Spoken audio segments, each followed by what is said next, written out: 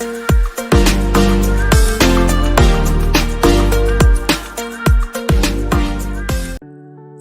sejahtera bagi kita semua. Perkenalkan, kami dari kelompok 1, saya Friska sebagai ketua dan anggota yaitu 1. Giska Dewinta Putri, 2. Anggun Rahmawati, 3. Asmila, 4. Julita. Kami akan mempresentasikan tugas kelompok tentang identifikasi isu-isu terkini yang berkaitan dengan smart governance.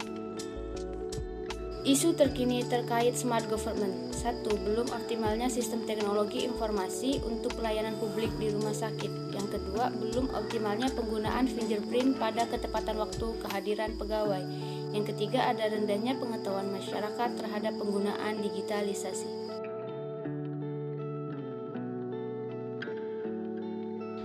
Untuk menentukan isu yang menjadi prioritas, kami menggunakan teknik tapisan atau yang biasa disebut dengan teknik USG, yaitu dengan memberikan rentang nilai atau skala antara 1 sampai dengan 5 pada tingkat urgensi atau tingkat kegawatan, tingkat keseriusan, dan juga tingkat perkembangan dari masing-masing isu tersebut, sehingga didapatkan matriks sebagai berikut.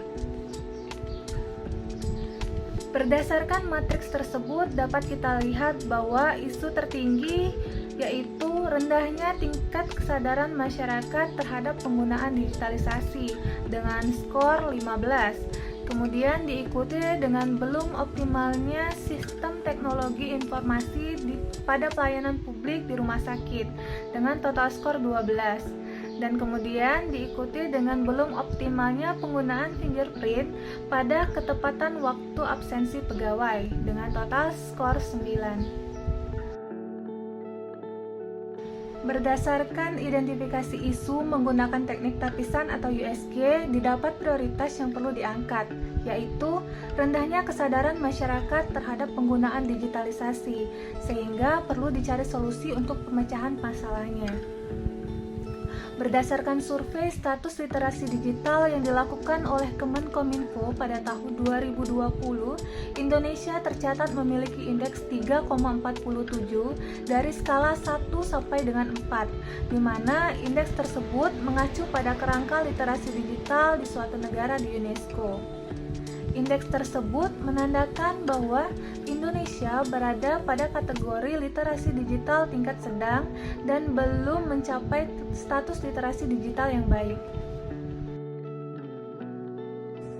Adapun contoh rendahnya pengetahuan masyarakat terhadap penggunaan digitalisasi.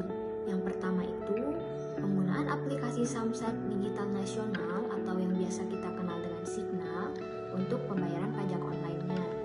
Yang kedua, penggunaan fitur Shopee Pay pada aplikasi Shopee untuk pembayaran secara online-nya.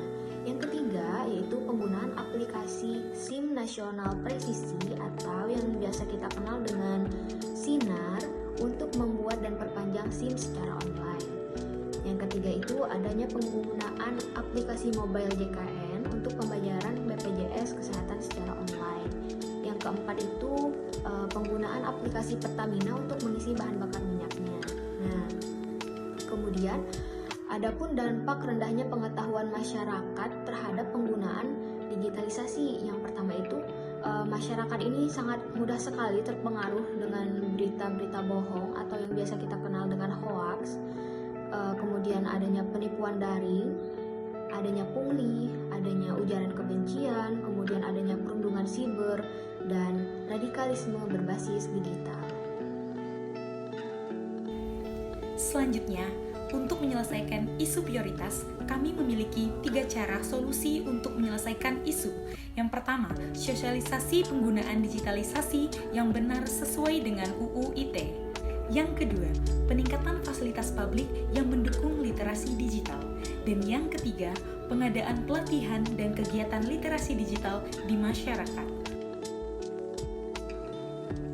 Manfaat dari penyelesaian isu ini adalah dapat menghemat waktu dan biaya, mempermudah alur pelayanan agar lebih efektif, efisien, dan transparan, membuat masyarakat bisa lebih berpikir kritis, kreatif, dan inovatif, bisa berkomunikasi jauh lebih lancar, berkolaborasi dengan lebih banyak orang, dan memperluas jaringan, memperoleh informasi terkini dengan cepat, dan meningkatkan pendapatan ekonomi masyarakat. Demikianlah presentasi isu prioritas dari kami kelompok 1. Kami ucapkan terima kasih.